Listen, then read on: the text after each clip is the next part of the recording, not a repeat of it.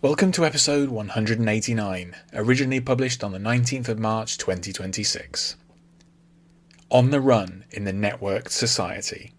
This episode returns to the work of a writer featured frequently here, John Brunner. His prolific output, creative and commercial struggles, and untimely death at the Glasgow Worldcon in 1995 all contribute to him being a fascinating figure. The Shockwave Rider is one of his few novels currently in print. Like his magnum opus Stand on Zanzibar, it's part of the SF Masterworks series. Written in the mid-1970s, it's one of Brunner's ambitious tract novels, an attempt to confront imaginatively the seismic shifts that he saw coming in the 21st century. In this particular case, Brunner imagined a world in many ways like our own, politically repressive, technologically advanced, and interconnected by omnipresent computing. But as we'll see, in other ways Brunner's vision from 1975 is quite unlike our present reality.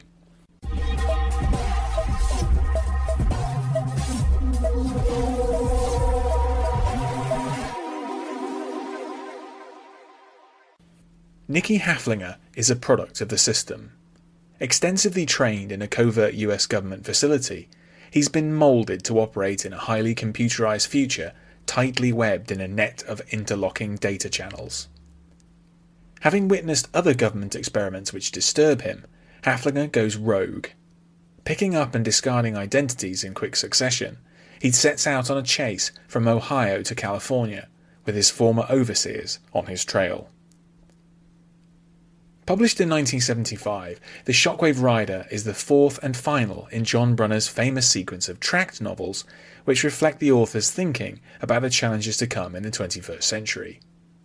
While Brunner's previous efforts had confronted overpopulation, environmental degradation, and urban violence, The Shockwave Rider explores computerization and the prospect of a networked world. By turns prophetic and arguably naive, Brunner's novel is an intriguing look at a digital future, written when ARPANET was the most sophisticated extant computer network. Brunner correctly foresaw the privacy and security threats implicit in a networked society, as well as our desire to assume different personas online.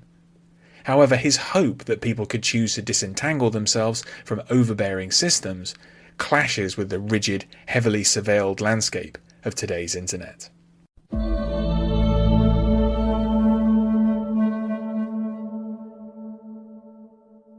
John Brunner's writing became increasingly mature and sophisticated in the mid-1960s. He gradually moved away from pulp story formats and mined science publications and grey literature to imagine the world of the relatively near future. This culminated with his landmark novel Stand on Zanzibar, published in 1968.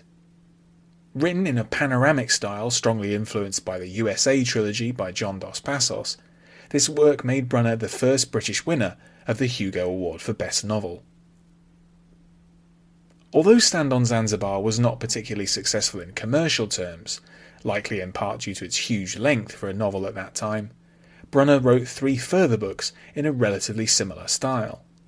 The Jagged Orbit from 1969, The Sheep Look Up from 1972, and The Shockwave Rider each posit a different 21st century scenario, based on Brunner's extrapolation of trends he observed in the world around him. Unfortunately for us, Brunner's predictive methods were sometimes quite sound. Much of the book covers Haflinger's period as a fugitive, hunted by his government handlers.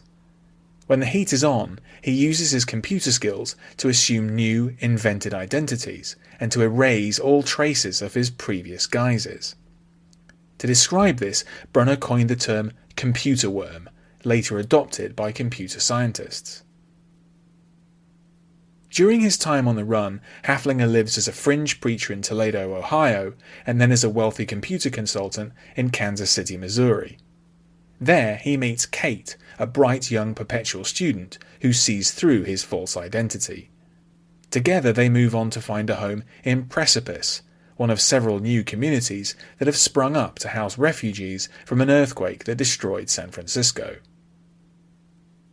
Inspired by his new friends in California, Haflinger transforms from fugitive to would-be hacker revolutionary, bent on tearing down the veils of government secrecy and exposing the corruption of a decadent elite. Classic science fiction should not be judged on its predictive accuracy, but if it were, the Shockwave Rider would rate quite highly. Brunner's depiction of a computer-reliant, highly networked society is quite striking, and reflects his awareness of recent technological progress. In Stand on Zanzibar, the monolithic computer Shalmaneser guides corporate decision-making. The Shockwave Rider depicts a much more distributed and interconnected model of computing, influenced by the development of ARPANET. Crucially, Brunner imagines a future in which distributed computer networks, processing vast reams of data, are accessible to all. Citizens access the continental net through their landline phones, and Haflinger's manipulation of this system resembles phreaking, the analogue precursor to computer hacking. Brunner anticipates a version of today's prediction markets, termed Delphi pools, after Pythia, the famous oracle of Delphi. Conducted over the continental net, these exploit the predictive potential of the wisdom of the crowd. Typically for Brunner's work, the Shockwave Rider does not linger on technology, but focuses instead on its social effects. Many people practice the plug-in lifestyle, a kind of highly mobile existence made possible by a combination of computerization, cheaper transport, and consumer fads. This terminology recalls James Tiptree Jr.'s story The Girl Who Was Plugged In, published in 1973, and an influence on both William Gibson and cyberpunk more generally. In some ways, these plugged-in people resemble an early form of today's digital nomads. As a child, Haflinger was transferred from family to family, essentially as a kind of lifestyle accessory. He credits this experience with preparing him for a world of constant change. Brunner was strongly influenced by Alvin Toffler's book Future Shock, published in 1970, which posited that people could suffer trauma from too much change in too short a period of time. In the Shockwave Rider, some people, notably Haflinger, are afflicted by overload, a kind of trauma inflicted by overexposure not so much to change, but to information. Even in this, Brunner was only a few steps removed from the kind of derangement people experience today, affected by online misinformation, deepfakes, propaganda, and the bizarre counterfactuals spat out by LLMs. As with the Jagged Orbit before it, the Shockwave Rider is written in a more grounded style than Stand on Zanzibar. Brunner's deployment of futuristic neologisms is kept to a relative minimum, and there are fewer settings. Brunner prided himself on his ostensibly authentic use of American locations and dialogue, and these are quite effective. In keeping with the other tract novels, the Shockwave Rider is quite talky, and the characters express themselves far more through dialogue than through physical action. This is a thought-provoking, rather than exciting, piece of work. The novel has often been described, not unreasonably, as a precursor to cyberpunk. It can certainly be thought of as a cyber novel, deeply immersed in the social implications of then advanced computer technology, but lacking the gritty cynicism and violence found in the later true cyberpunk of Gibson and Bruce Sterling. Brunner, with his clipped English accent and love of folk music, was nobody's idea of a punk, but certainly the Shockwave Rider influenced cyberpunk writers. One of these was Pat Cadigan, who met Brunner at the University of Kansas in 1975. The crux of the Shockwave Rider is in its comparison between its imagined mainstream future society, and especially the cruel government labs, and the almost utopian lifestyle of Precipice. In the refugee town, Haflinger and Kate find genuine community and solidarity of a type which Brunner suggests is fatally undermined by the computerized society.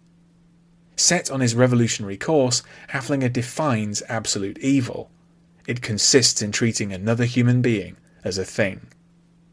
Based in Precipice, Haflinger uses the ultimate worm to turn the continental net against its overseers and give the people the chance to define their own idea of the good society.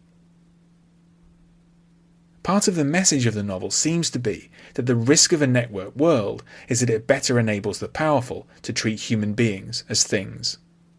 As computer technologies are increasingly used by repressive states as tools of misinformation, cruelty and violence, the Shockwave Rider remains relevant despite the rather pat simplicity of its prescriptions.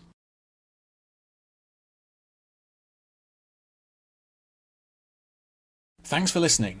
For more classic science fiction reviews, visit andyjohnson.xyz. You can also find the show on YouTube and follow updates on Blue Sky. In both cases, just search Classic SF with Andy Johnson. Finally, to get in touch, use the contact form on my site or hit the link in the episode description to send a text message.